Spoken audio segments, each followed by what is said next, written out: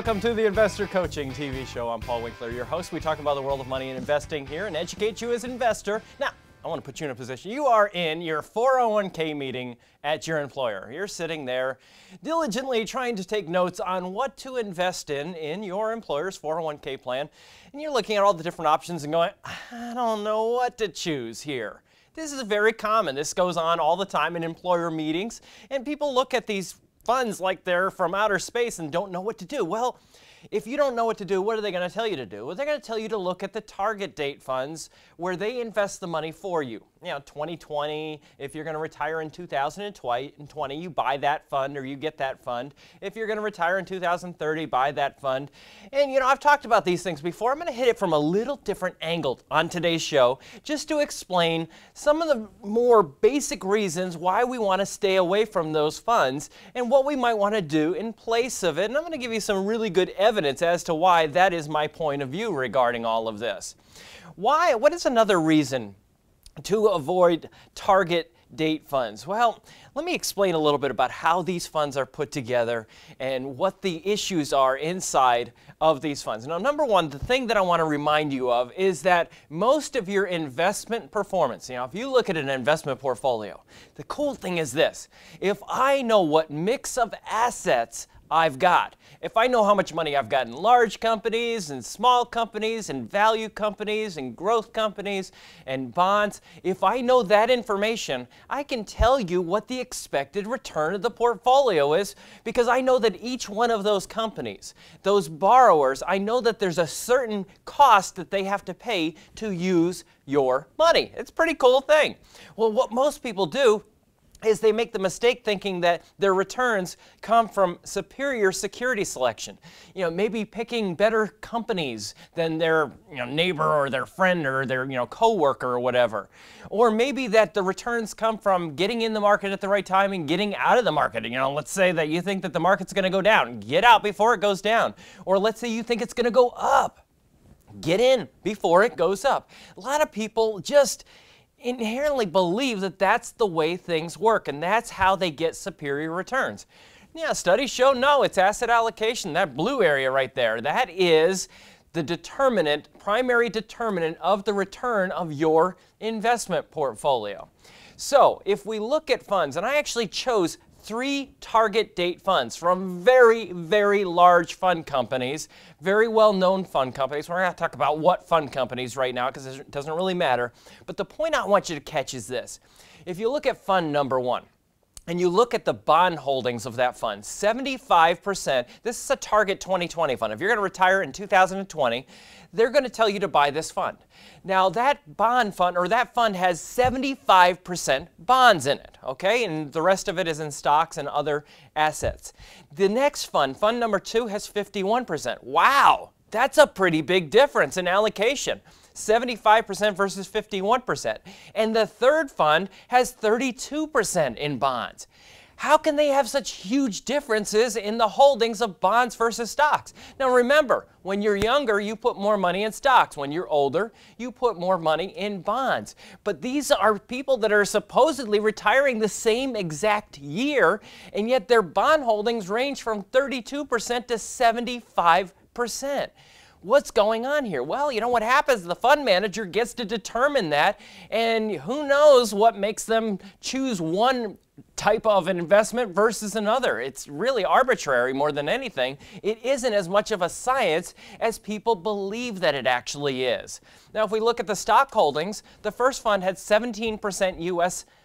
companies, the second fund had 27% U.S. companies, and the third fund 45%. Again, a huge difference in the amount of holdings of a certain asset class or an asset category.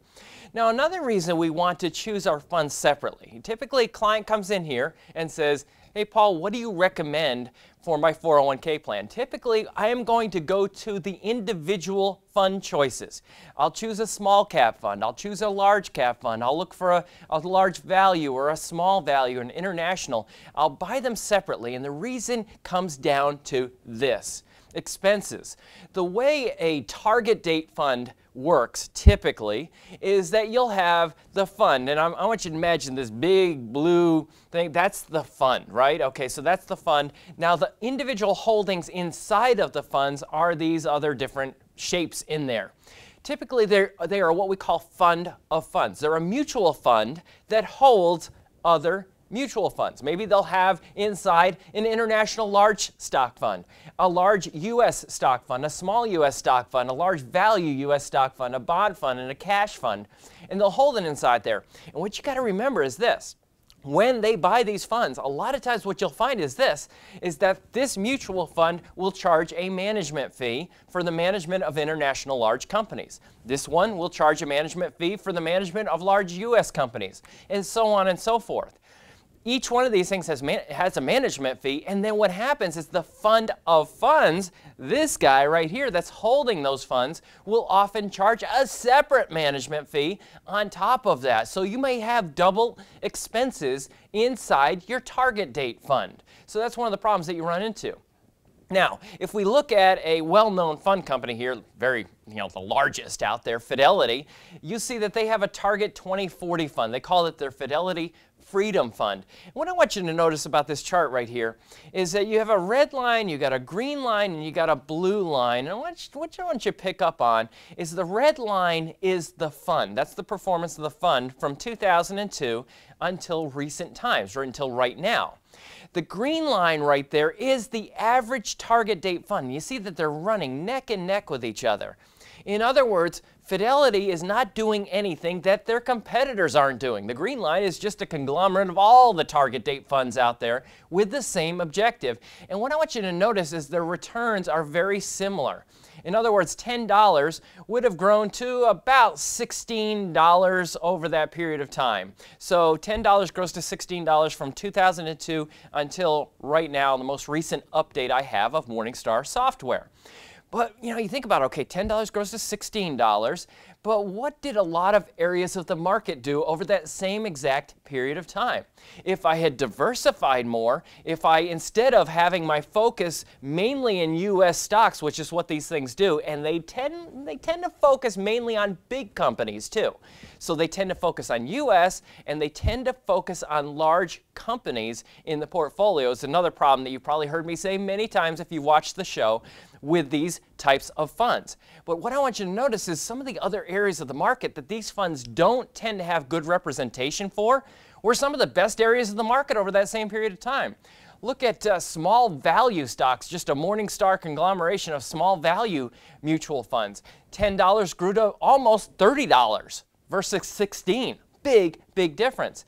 If we look at small cap, Europe, Australia, Far East, international small company stocks, we're looking at $10 almost growing to $25. And if we look at emerging markets, we're looking at $10 growing to just shy of $40. So we're looking at huge differences or returns of areas of the market that weren't very well represented by the target date fund. What problem is this? It's basically a diversification problem is what I'm telling you right now. So that's the issue with target date funds. And the thing that I want you to get out of this is that it is better to just go in and look at the different choices that you have rather than having them allocate the portfolio for you. I would rather you go in and allocate it yourself or have a professional allocate it, better thing yet. And then what you do is you run with it and don't let them manage the portfolio. Remember, it's another product, it's another process, it adds additional expenses, and it doesn't tend to be great for you, the investor. Stay tuned for the next segment of the Investor Coaching TV show, because what we're going to talk about is we're going to talk about the upcoming election and the stock market right after this.